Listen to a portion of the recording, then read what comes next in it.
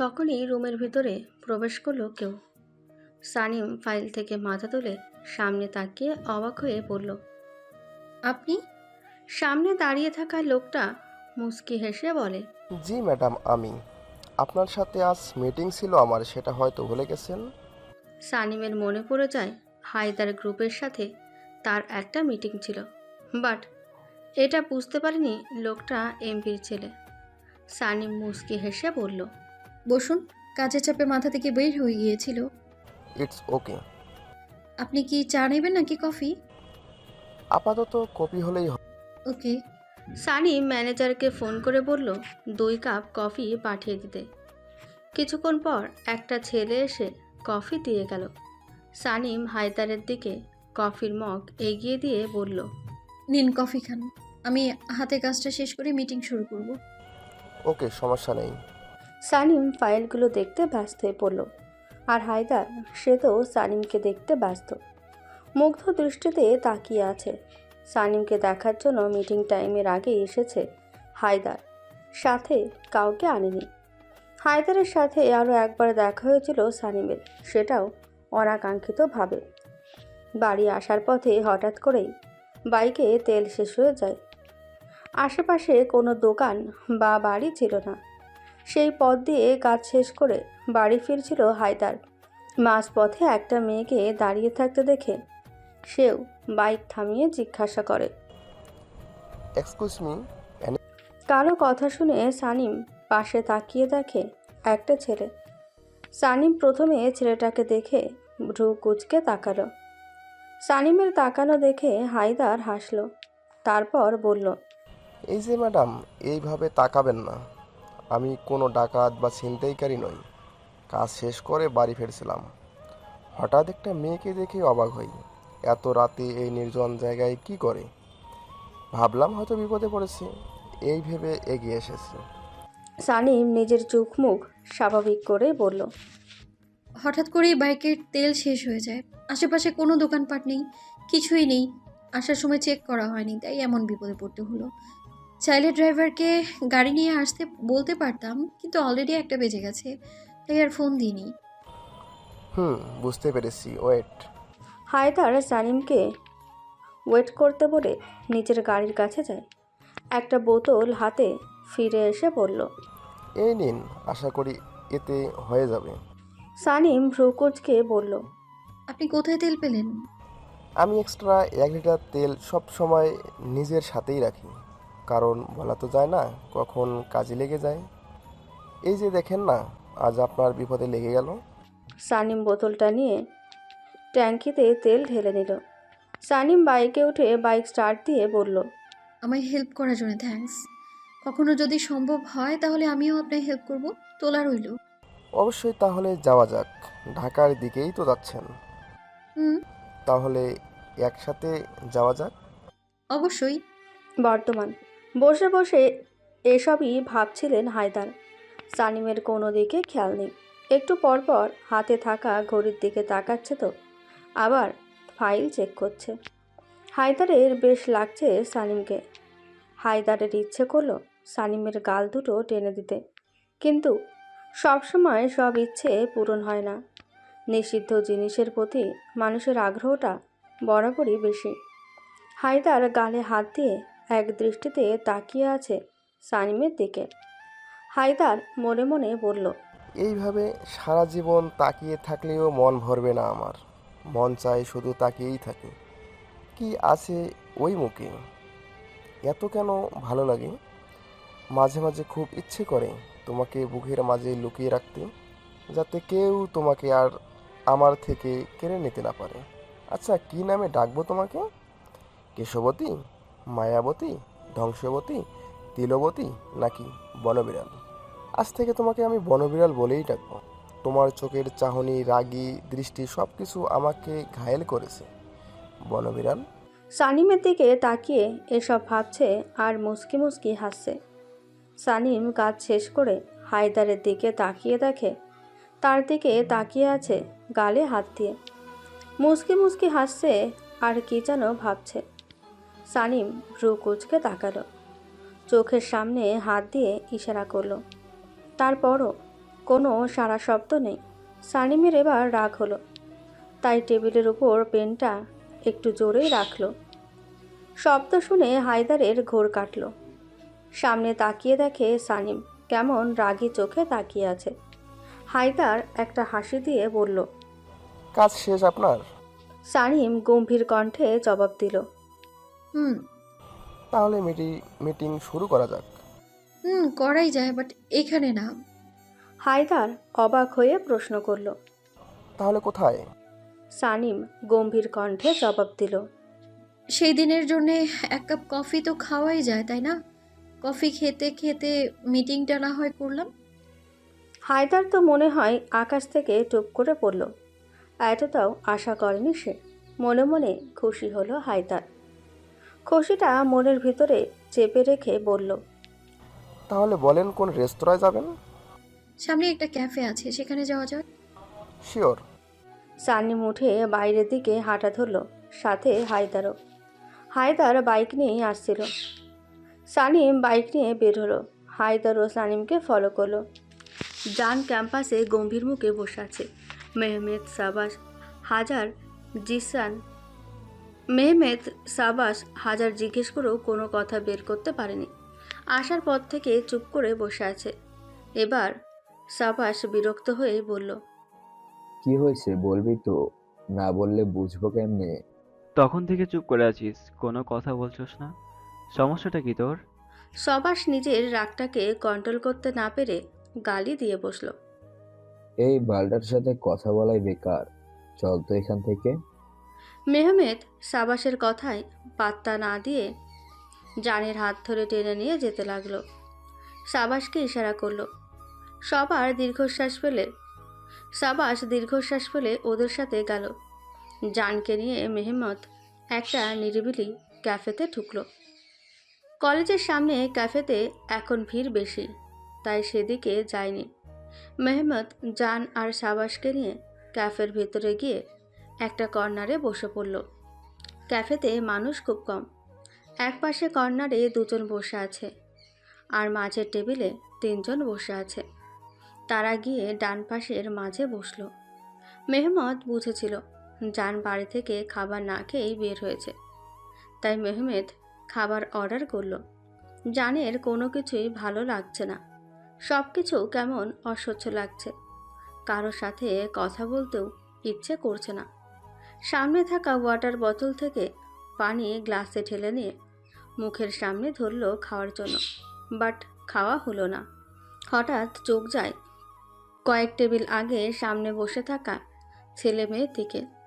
জানের চিনতে এক সেকেন্ডও সময় লাগেনি এটাকে। হ্যাঁ, সামনে সানিম বসে আছে। হায়দারের সাথে বসে কফি খাচ্ছে আর টুকিটাকি কথা বলছে। হায়দার হেসে হেসে কথা বলছে। সানিম ক্যাফেতে এসে কফি অর্ডার দিয়ে মিটিংটা সেরে নিয়েছে। তারপর রাজনীতি নিয়ে কথা বলতে বলতে কফি খাচ্ছে। সানিমের মুখ দেখা যাচ্ছে না। উল্টো দিকে ঘুরে বসার কারণে জান রাগে হাতে থাকা গ্লাসটা সর্বশক্তি দিয়ে চেপে ধরেছে। গ্লাস ভেঙে জানের হাতে ঢুকে গেছে। ফিনকি দিয়ে রক্ত পড়ছে হাত থেকে। সাবাস বসে বসে ফোন চালাচ্ছিল। মেহমদ ও ঈশার সাথে চ্যাটিং করছিল, তাই খেয়াল করেনি। হঠাৎ সাবাস ফোন থেকে চোখ সরিয়ে জানের দিকে তাকায়। দেখে হাত থেকে রক্ত পড়ছে। সাবাস ভয় পেয়ে জোরে বলে। জান কি করছি, হাত থেকে তো রক্ত পড়ছে। সাবাসের কথা শুনে মেহমদ ফোন রেখে জানের দিকে তাকিয়ে দেখে হাত থেকে রক্ত পড়ছে। গ্লাস এখনো চেপে ধরে বসে আছে। চোখ তার সানিমের দিকে স্থির। মেহমদ একটু জোরে বলল। জান, কি করছিস? গ্লাসটা ছাড়, দেখ রক্ত বের হচ্ছে। সানিম জানের নাম শুনে চমকে পেছনে তাকালো। সাথে সাথে জানের সাথে চোখাচোখি হয়ে গেল। সাবাস মেহমেদ এত কথা বলছে, সেদিকে কোনো খেয়াল নেই। সানিম তাড়াতাড়ি করে উঠে এলো জানের টেবিলের কাছে। সাবাস মেহমদ সানিমকে দেখে অবাক হলো। সানিম জানের হাত ধরে বলল। কি করে হলো এইসব? মেহমদ ভয়ার্ত গলায় বলল। জানি না, কলেজে আসার পর থেকেই চুপ করে ছিল। হাজারবার জিজ্ঞাসা করার পরেও কিছু বলেনি। সকালে খাবার খাইনি, তাই এখানে নিয়ে এসেছি। কিন্তু হঠাৎ করেই কি হলো বুঝলাম না। সাবারের কথায় তাকিয়ে দেখি জানের হাত থেকে রক্ত পড়ছে। সানিম একটা দীর্ঘশ্বাস ফেলে বলল, ফার্স্ট এড বক্স নিয়ে এসো। এখানকার ম্যানেজারকে বলো গিয়ে ফার্স্ট। মেহমত দৌড়ে গেল ফার্স্ট এড বক্স আনতে। হায়দার চুপ করে দাঁড়িয়ে দেখছে। সানিম ফ্লোরে হাঁটুতে ভর দিয়ে বসে পড়ল। জানের হাতটা নিজের হাঁটুর ওপর রাখল। সানিমের সাহস হচ্ছে না কাচের টুকরো টেনে বের করতে। হাত কাঁপছে সানিমের।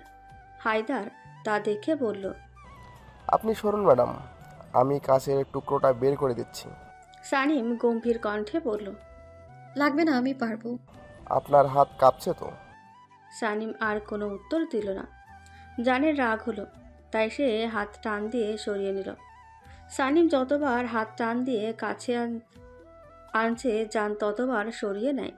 সানিমের প্রচুর রাগ হলো। জেদ ধরে জানের হাতের সাথে হাত চেপে ধরল। জানের হাতে থাকা কাচের অংশগুলো সানিমের হাতে ঢুকে রক্ত পড়তে লাগলো। জানসহ বাকি সবাই অবাক হয়ে তাকিয়ে আছে। এটা দেখে জান এক ঝটকায় হাত টান দিয়ে সরিয়ে নিল। এতে জানের হাত থেকে কাজগুলো বের হয়ে গেল। সানিমের হাতে ঠিকই রয়ে গেল। সানিম নিজের হাতের কাজগুলো এক টানে বের করে নিল। মেহমেদের হাত থেকে ফার্স্ট এড বক্স নিয়ে জানের হাত ভালো করে স্যাভলন দিয়ে পরিষ্কার করে ব্যান্ডেজ করে দিচ্ছে। সানিমের হাত থেকে রক্ত পড়ছে। সানিমের সেদিকে কোনো খেয়াল নেই। কেউ কিছু বলার সাহস পাচ্ছে না। জান নিজেও চুপ হয়ে আছে। এখন কিছু বললেই হিতে বিপরীত হবে। সানিম জানের হাতটা ব্যান্ডেজ করে দিয়ে উঠে দাঁড়ালো। মেহমেদের দিকে তাকিয়ে বলল, বক্সটা নিয়ে এসো আর খাবারটা দিতে বলো। মেহমেদ মাথা নাড়িয়ে চলে গেল। সানিম হায়দারের দিকে তাকিয়ে বলল, আপনার অনেকটা সময় লস হলো আমার জন্য। এখন আসতে পারেন আপনি। সামনের সপ্তাহ থেকে এই প্রজেক্টের কাজ শুরু করবো ইনশাআল্লাহ। হায়দার শান্ত কণ্ঠে বলল, তা নয় বুঝলাম, বাট আপনার হাত থেকে তো রক্ত পড়ছে, ব্যান্ডেজ করতে হবে তো। সানিম গম্ভীর কণ্ঠে বলল, তার আর প্রয়োজন নেই, রক্ত বেশি হয়েছে তো তাই শরীরে থাকতে চাইছে না। হায়দার আর কিছুই বলল না। বুঝে গেছে এই মেয়ে যেটা বলবে সেটাই ঠিক, আর বাকি সবাই ভুল। শুধু শুধু কি আর বনবিড়াল নাম রেখেছে। হায়দার যেতে যেতে বিড়বিড় করে বলল, একবার শুধু আমাকে আমার করে নেই, তখন সব কিছু সুদে আসলে উসুল করে নেব। ওয়েট করো বনবিড়াল। এসব বিড়বিড় করতে করতে চলে গেল। ওয়েটার খাবার দিয়ে গেল। সানিম হাতের দিকে তাকালো, দেখলো রক্ত পড়া কমেছে। জানের পাশে বসে চামচ দিয়ে জানকে খাইয়ে দিতে লাগলো।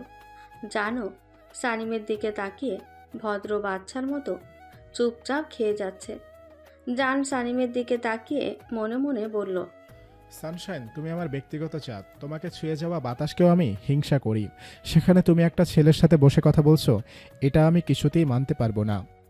সানিম জানকে খাওয়ানো শেষ করে বসা থেকে উঠে দাঁড়িয়ে বলল, মেহমেদ তোকে বাড়ি পৌঁছে দিও, আর মনে করে ব্যথার ওষুধটা দিয়ে দিও। কাউকে কিছু বলার সুযোগ না দিয়ে সানিম সেখান থেকে চলে গেল। জান শুধু তাকিয়ে দেখল, কিছুই বলতে পারল না। সানিম যেতে মেহমেদ সাবাসকে বলল, যা তো, সামনের ফার্মেসি থেকে ওষুধ নিয়ে আয়। এ নে টাকা। বলেই পকেট থেকে টাকা বের করে সাবাসের দিকে বাড়িয়ে দিল। সাবাস যেতে যেতে বলল, লাগবে না, আমার কাছে আছে। ওকে। সাবাস চলে যেতে মেহমেদ জানকে বলল, সবকিছুতে জেদ করা ভালো না জান। তুই ভালো করেই জানিস আপু কত বড় বিজনেসম্যান। তার অনেক মানুষের সাথে মিটিং করতে হয়, ভালো খারাপ সব মিলিয়ে তাকে কাজ করতে হয়। সব জেনেও তুই কিভাবে নিজেকে আঘাত করতে পারলি? নিজেকে কষ্ট দিলি, সাথে ওই মানুষটাকেও কষ্ট দিলি। হাতে রক্ত পর্যন্ত পরিষ্কার করিনি। যদি কাচের টুকরো গেঁথে থাকে সেখানে থেকে ইনফেকশন হবে। তোকে সত্যি আমার কিছু বলার নাই। জান চুপচাপ মেহমেদের কথা শুনছিল। অনেকক্ষণ পর শান্ত কণ্ঠে বলল, আমি জানি সে বিজি মানুষ, কাজের সূত্রে তার অনেকের সাথে কথা হয়, তাতে আমার কোনো সমস্যা নেই। আমার সমস্যা এখানেই, আমি এই ছেলের চোখে আমার সানশাইনের জন্য অন্যরকম কিছু দেখেছি, যেটা আমি মেনে নিতে পারিনি আর না পারবো। যা আমার তার একান্তই আমার, যা আমার তার দিকে কারো নজরও আমি সহ্য করব না। মেহমেদ জানের কথা শুনে শান্ত কণ্ঠে বলল, আমি মানছি আপুর দিকে কেউ তাকালে তোর সহ্য হয় না, তাই বলে নিজেকে আঘাত করার মানে কি? একটা কথার উত্তর দে তো। কতজনকে তুই থামাবি? কতজনের সাথে কাছ থেকে আপুকে আড়াল করবি? আপু এমন একটা মানুষ যে দেখে সেই মুগ্ধ হয়ে চেয়ে থাকে। আপুর চলাফেরা, কথা বলার স্টাইল, তার হাসি, তার অ্যাটিটিউড, একটা মেয়ে হয়ে এত সব সফলতা অর্জন করা, সব কিছু উপরে ছেলে মেয়ে উভয় ফিদা। তার ফেসবুকে ফলোয়ার্স দেখেছিস? দেখিস না? না দেখিসনি? কমেন্টগুলো দেখিসনি? দেখলে তোর নিজেকে ঠিক রাখতে পারবি না। কিন্তু আফসোস, আপু সেগুলো কখনো পাত্তাও দেয় না। যাকে সারা দুনিয়ায় মানুষ চায় সে শুধু তোকে চাই। মুখে বললেই ভালোবাসা প্রকাশ পায় না জান। আপু তোর জন্য কতটা ডেসপারেটটা আপুকে দেখলেই বোঝা যায়। আপু তোকে ঠিক কতটা ভালোবাসে। জান অবাক হয়ে প্রশ্ন করল, কী সব বলছিস তুই? সানশাইনের ফেসবুকে ফলোয়ার কই? আমি তো জানি না। মেহমেদ হাসল। তারপর ফোন থেকে কিছু একটা বের করে দেখালো, বলল, দেখ তো চিনতে পারিস কিনা। জান অবাক হয়ে দেখছে সানিমের আইডি, যেখানে মিলিয়নের ওপরে ফলোয়ার, সব পোস্টে লাভ রিয়াক্ট দেওয়া। কমেন্ট দেখে মাথা ঘুরে উঠল জানের। পোস্টটা তাও 1 মাস আগে করা। সানিম, লাইলা, হাজাল তিনজনের হাস্যজল একটা ফটো। এর মধ্যে আর কোনো পোস্ট করেনি। মেহমুদ ফোন রেখে জানের দিকে তাকায়, দেখে জানের চোখ লাল হয়ে গেছে রাগে, হাতটাও মুষ্টিবদ্ধ করে রেখেছে। বেশি জোরে চাপ দেওয়ার ফলে ক্ষত স্থান থেকে রক্ত বেরোচ্ছে।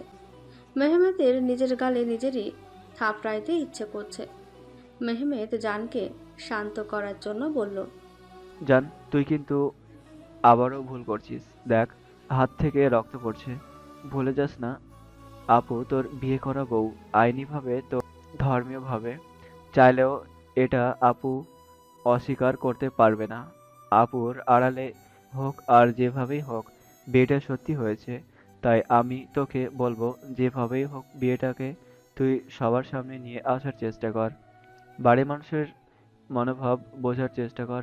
তোর আর আপুর মাঝখানে দেওয়াল হয়ে দাঁড়াবে আপু। তোর থেকে বড় বুঝতে পারছিস? রাগ না করে আমার কথাগুলো ভেবে দেখ। জান চোখ বন্ধ করে জোরে জোরে শ্বাস নিয়ে নিজেকে শান্ত করে নিল। তারপর বলল, ঠিক বলেছিস। আমি ব্যাপারটা যতটা সহজ ভাবছি ততটা সহজ হবে না, কিন্তু যাই হয়ে যাক, আমি আমার সানশাইনকে ছাড়ছি না। যা করবি ভেবেচিন্তে ঠান্ডা মাথায় করতে হবে। এখন চল উঠি। চল। মেহমেদ কিছু একটা মনে পড়তে বলে উঠল, সাবাস তো এখনো এলো না। আর তোর হাতের ব্যান্ডেজ চেঞ্জ করতে হবে তো। জান হাতের দিকে তাকিয়ে মুচকি হেসে বলল, লাগবে না, যার দায়িত্ব সেই আবার নতুন করে ব্যান্ডেজ করে দিবে। জানের কথা শুনে মেহমেদ হাসল। এরই মধ্যে সাবাস এসে হাজির হলো। জান বলল, এত দেরি হলো কেন? সাবাস জানের হাতে ঔষধ দিয়ে বলল, আরে বলিস না, ঔষধ নিয়ে আসার পথে ঝামেলা হয়েছিল। মেহমুদ ভ্রুকুচকে বলল, কি হয়েছিল? আমাদের কলেজের ফার্স্ট ইয়ারের থার্ড ইয়ারে পড়া কিছু ছেলে রাস্তায় মারপিট বাজিয়ে দিয়েছিল। একদল মেয়েদের বাজে কথা বলছে, আরেক দল তাদের পিটিয়েছে। আমি অবশ্য থামিয়ে এসেছি, বলছি কাল এদের বিচার হবে। সব শুনে জান দাঁতে দাঁত চেপে বলল। কোন ইয়ারের ছেলেরা মেয়েদের টিচ করেছে? জানের প্রশ্ন শুনে সাবাস মেহমেদ দুজনই জানের দিকে তাকালো। জান চোখ মুখ শক্ত করে দাঁড়িয়ে আছে। সাবাস বলল, আবার কে? সাবাসের কথা শেষ করতে না দিয়ে মেহমেদ বলল, এই শালারে এত মার দিলাম তারপরেও একই কাজ করেছে। এদের কি কোনো লজ্জা শরম নাই? আমার জুনিয়রের হাতে আবার জুনিয়রের হাতে মার খেলো। জান মেহমুদকে ইশারা করলো ওষুধ বের করে দিতে। মেহমেদ তাই করলো। সাবাস পানি এগিয়ে দিল। জান ওষুধ খেয়ে নিল, তারপর বলল, আগেরবার ডোজটা কম হয়ে গেছে, তাই এমন তেরিং বেরিং করছে। এবার মনে হচ্ছে শালাকে 6 মাসের জন্য বেড রেস্টে পাঠাতে হবে। জানের কথা শুনে মেহমেদ আর সাবাসের ঠোঁটে বাঁকা হাসি ফুটে ওঠে। ক্যাফে থেকে তিনজনই বেরিয়ে যায়। জানকে কেউ আর বাইক চালাতে দেয়নি। সাবাস জানকে বাড়ির সামনে নামিয়ে দিয়ে গেছে। এই সময় জানকে বাড়িতে দেখে তরুণা বেগম জিজ্ঞাসা করলো, আজ এত তাড়াতাড়ি এলি যে? এমনি ভালো লাগছিল না মামুনি। সকালবেলাতেও তো না খেয়ে গেলি। ফ্রেশ হইনি, আমি খাবার দিচ্ছি। জান তরুণা বেগমের গাল টেনে দিয়ে বলল, আমি খেয়ে এসেছি মামুনি, এখন আর খাবো না, আমি রুমে গেলাম। বলেই জান চলে যেতে নিল। তরুণা বেগমের চোখ পড়ে জানের হাতের দিকে। পেছন থেকে জানকে ডেকে বলে, তোর হাতে কি হয়েছে? জান হাঁটা থামিয়ে দিয়ে পেছনে ঘুরে বলে, ও কিছু না মামুনি, একটু ব্যথা পেয়েছি, চিন্তা করো না। বলেই উপরে চলে গেল। তরুণা বেগম দীর্ঘশ্বাস ছাড়ল। তারপর দুপুরের রান্নায় মন দিল। জান্নাত বেগম রুম থেকে বের হয়নি। তরুণা বেগম অনেক ডেকেছে, বলেছে তার মাথা ব্যথা করছে। তরুণা বেগম আর কিছু বলেনি। রান্নাঘরে হাজির হলো মিনা। তাকে দেখে মুক্তা বেগম বলল, মিনা, তুমি রান্নাঘরে কিছু কি লাগবে তোমার? মিনা সবার দিকে তাকিয়ে আস্তে করে বলল, একা একা বোরিং লাগছিল, তাই ভাবলাম আপনাদের কাছে একটু হেল্প করি। মুক্তা বেগম হেসে বলল, তুমি গিয়ে রেস্ট নাও, আমরা ঠিক করে নিতে পারবো। মিনা জেদ ধরেই বলল, প্লিজ আন্টি, আপনারা তাড়িয়ে দিবেন না, কেউ তো আমার সাথে কথা বলে না। তরুণা বেগম এবার তাকালো মিনার দিকে, বলল, সবাই কাজ পড়াশোনা নিয়ে ব্যস্ত, সময় কই আড্ডা দেওয়ার? আর তোমার ফুফি তো সবসময় ফ্রি থাকে, তার সাথেই তো আড্ডা দাও। আজ আবার কি হলো? মিনা মাথা নিচু করে বলল, আসলে আন্টি, এত বসে থাকতে থাকতে বোরিং লাগছিল, তাই এখানে আসলাম একটু হেল্প করতে। রান্না প্রায় শেষের দিকে, যা কাজ আছে আমি আর ছোট করে নিতে পারবো, তুমি গিয়ে বসো। মিনা মুখ ভার করে চলে গেল। তরুণা বেগম সেদিকে পাত্তা না দিয়ে রান্নায় মনোযোগ দিল। মুক্তা বেগম বলল, বড় বাবা হঠাৎ করে রান্নাঘরে কি মনে করে আসছিল? জানি না, তবে ভালো কিছু করতে তো আসেনি। যার ফুফুই রান্নাঘরে আসে না, তার ভাতিজি আর কি করবে বলো? তাও কথা ঠিক, কিন্তু একটা কথা ভেবে পাচ্ছি না, কি মতলবে এসেছে এ বাড়িতে? কি মতলবে আসবে? ফুফুর বাড়ি বেড়াতে এসেছে, এসব বাদ দে, কাজ কর, সবাই এসে যাবে। হুম। দুজনে কাজে লেগে পড়ল। মিনা সোফায় বসে বিড়বিড় করছে, কিছুতেই কাউকে বাগে আনতে পারছি না, হাতে তো সময়ও নাই, যা করার খুব শীঘ্রই করতে হবে। আজ 2 দিন যাবৎ নিজেকে রুমবন্দি করে নিয়েছে আরুষ। সে ভাবতেও পারেনি অন্য কারো ভুলের শাস্তি তাকে এইভাবে পেতে হবে। আরুষের মা হাজার ডেকেও ছেলেকে রুম থেকে বের করতে পারেনি। ছেলের এমন করুণ অবস্থা মেনে নিতে পারছে না। আরুষের মা দরজা ধাক্কা দিতে দিতে বলল, বাবা আরুষ, দরজা খোল। কি হয়েছে বল আমাকে, কেন এইভাবে নিজেকে কষ্ট দিচ্ছিস? দরজা খোল বাপ। কথাগুলো বলতে বলতে কান্না করে দিলেন। ছেলে মেয়ের কষ্ট কোনো বাবা মায় সহ্য করতে পারে না। মেয়ের এমন কান্না দেখে আরুষ আর নিজেকে আটকিয়ে রাখতে পারল না। দরজা খুলে দিলে আরুষের আম্মু ছেলেকে দেখে চমকে উঠল। চোখ কেমন লাল হয়ে আছে, চুলগুলো উস্কো খুস্কো। 2 দিন আগে যে শার্ট পরেছিল আজও সেই শার্টটা গায়ে আছে। চোখের নিচে কেমন কালি পড়ে গেছে, মুখটা কেমন ফ্যাকাশে লাগছে। আরুষের আম্মু ছেলের গালে হাত রেখে বলে উঠল, কি হয়েছে বাবা, এ কি অবস্থা করেছিস বল, কি হয়েছে মাকে বল বাবা। আরুষ নিজেকে আর সামলাতে পারল না, মাকে জড়িয়ে ধরে কান্না করে দিল। আরুষের মা ছেলের এমন কান্না দেখে ঘাবড়ে গেলেন। অস্থির হয়ে বলল, কি হয়েছে বাবা বল আমাকে, কোথায় কষ্ট হচ্ছে? আরুষ তার মার কোলে মাথা রেখে বলতে শুরু করলো, আমি একটা মেয়েকে ভালোবেসে ফেলেছি মা, আমি ওকে ছাড়া কি করে থাকবো মা? মেয়েটাকে বলতেও পারিনি আমি তোমাকে ভালোবাসি, তার আগেই সব শেষ হয়ে গেল। আরুষের মা অবাক হয়ে বলল, কাকে ভালোবাসিস?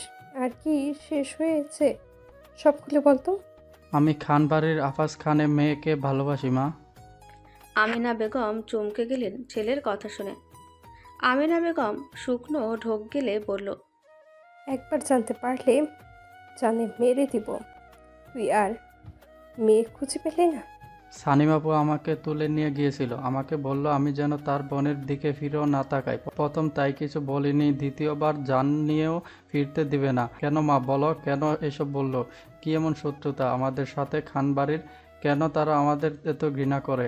আমার থেকে কি আড়াল করছো তোমরা? বলো মা বলো। কেন সে বারবার বলেছিল তোমাদের থেকে জেনে নিতে? বলো মা বলো। আমেনা বেগম শাড়ির আঁচল দিয়ে মুখ ঢেকে ডুকরে কেঁদে উঠল। কি বলবে ছেলেকে, কি বা উত্তর দিবে? আরুষ মায়ের কান্না দেখে চমকে গেল। তার মা কেন কান্না করছে সে জানে না। আরুষ অবাক হয়ে বলল, কি হয়েছে? আমার প্রশ্নের উত্তর না দিয়ে কান্না করছো কেন তুমি মা? বলো।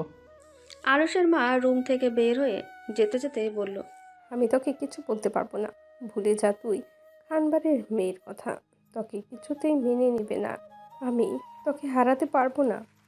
কথাগুলো বলেই উনি চলে গেলেন। আরুষ অবাকের উপর অবাক হচ্ছে। তার মাথায় কিছুই ঢুকছে না। তার কাছ থেকে কি আড়াল করছে বাড়ির মানুষ? আরুষ নিজে নিজেই বলতে থাকে, এইভাবে রুম বন্দি হয়ে থাকলে চলবে না। আমাকে জানতেই হবে এর পিছনে কি কারণ আছে। এর পিছনের কারণও জানবো, আর খানবাড়ির মেয়েকে নিজের করব। কথাটা বলে ওয়াশরুমে চলে যায় আরুষ। আমেনা বেগম গভীর চিন্তায় পড়ে যায়। আরহাম তালুকদার বিজনেসের কাজে দেশের বাইরে গেছে 1 সপ্তাহের জন্য। সে জানে তার ছোট ছেলে চুপ থাকবে না। সানিমের হাতের রক্ত শুকিয়ে গেছে। প্যান্টের পকেটে 2 হাত গুজে দাঁড়িয়ে আছে সানিম, দৃষ্টি তার বাহিরে। সানিমের অফিস রুমে কোনো জানালা নেই, বাইরের সাইডে কাজ দেওয়া। ভেতর থেকে সব দেখা যায়, বাইরে থেকে ভেতরে কি হচ্ছে তা দেখতে পারবে না। সানিম গম্ভীর হয়ে দাঁড়িয়ে আছে। দুপুরে লাঞ্চ করেনি, এখন বিকেল 4টে বাজে। হাজালকে দেশের বাইরে পাঠিয়েছে সানিম। লাইলা অফিসের কাজে ব্যস্ত, সময় পাচ্ছে না সানিমের সাথে দেখা করার। ফোনে কথা হয়। সানিম যখন অফিসে ঢোকে তখন সবাই ভয় পেয়ে যায় হাতে রক্ত দেখে। তারপর কেউ আর তার কেবিনে আসার সাহস পায়নি। তখন থেকে সানিম বাইরের দিকে তাকিয়ে আছে এক মনে। হঠাৎ ফোনের শব্দে ধ্যান ভাঙে। টেবিলের ওপর থেকে ফোন হাতে নিয়ে দেখে হাজাল ফোন দিয়েছে। সানিম ফোন রিসিভ করে কানে ধরে। ওপাশ থেকে হাজাল বলে, তুই ঠিক আছিস? হাজালের এমন প্রশ্ন শুনে অবাক হয় সানিম। অবাক হয়েই বলে, আমার আবার কি হবে? তাহলে তোর হাতে রক্ত কেন? কি হয়েছে বল আমাকে। সানিম দীর্ঘশ্বাস ফেলে বলল, তেমন কিছু না। ওই দিকের কি খবর জানতে পেরেছিস? তোর ধারণাই সত্যি। আমি কাল ফিরবো, অফিসের একটু কাজ আছে। ওকে শেষ করে আয়, আর সাবধান। দূর, চিন্তা করিস না তো। ও যদি চলে ডালে ডালে, আমি চলি পাতায় পাতায়। তার থেকে বড় কথা, দ্য গ্রেট সানি মাইদান তুঞ্জা চলে শিরায় শিরায়। আমাকে ধরা এত সহজ না। সানিম হাজালের কথা বলার ভঙ্গিমা মুচকি হাসল। তারপর বলল, বুঝেছি। তাড়াতাড়ি আয়, সামনে বোনের বিয়ে, নিঃশ্বাস নেবারও সময় পাবো না। কাল আসছি। আর শোন, বাড়ি যা, গিয়ে হাতটা ক্লিন কর, সন্ধ্যায় লাইলা যাচ্ছে। ওকে, আবার কে বলেছে? তোর কি মনে হয় তুই শুধু সবার খবর রাখতে পারিস, আমরা পারি না? তোরা দুইটাই আসলে চোখ। ওস্তাদ যেমন, শিষ্য তো তেমনই হবে, তাই না? হয়েছে, আর বলতে হবে না, এখন রাখছি। আল্লাহ হাফেজ। আল্লাহ হাফেজ। ফোন কেটে ফোনের দুই পাশে থাকা দুজনই হেসে উঠল। সানিম হাতের কাজগুলো শেষ করে অফিস থেকে বের হয়ে গেল। বাড়িতে ছোট বড় সবাই বসে আছে সানিমের জন্য। কবে বিয়ে শপিং করতে যাবে সেই প্ল্যানিং করবে বলে। বাড়ির বড়রা সবাই ফিরেছে। ইয়াহিয়া খান ফ্রেশ হয়ে নিচে নেমে আসে। জান্নাত বেগম চেয়েছিল, ইয়াহিয়া খান কিছু বলেনি। জান্নাতকে উপেক্ষা করে গেছে। রাত 9টার দিকে বাড়ি ফেরে সানিম, সাথে লায়লা আছে। ড্রয়িং রুমে পা রাখতে দেখে সবাই বসে আছে। লায়লা সবার উদ্দেশ্যে বলে, আসসালামু আলাইকুম আঙ্কেল আন্টিগণ, কেমন আছেন সবাই? আয়ুব খান মুচকি হাসি দিয়ে বলল, ওয়ালাইকুম আসসালাম। আলহামদুলিল্লাহ ভালো মা, তুমি কেমন আছো? জি আলহামদুলিল্লাহ ভালো। সানিম গাড়ি গ্যারেজে রেখে আসতে লেট হয়, তাই লায়লা আগে এসেছে। সানিম ড্রয়িং রুমে এসে দেখে সবাই এখানে। সানিম ভ্রুকুচকে গম্ভীর মুখে বলল,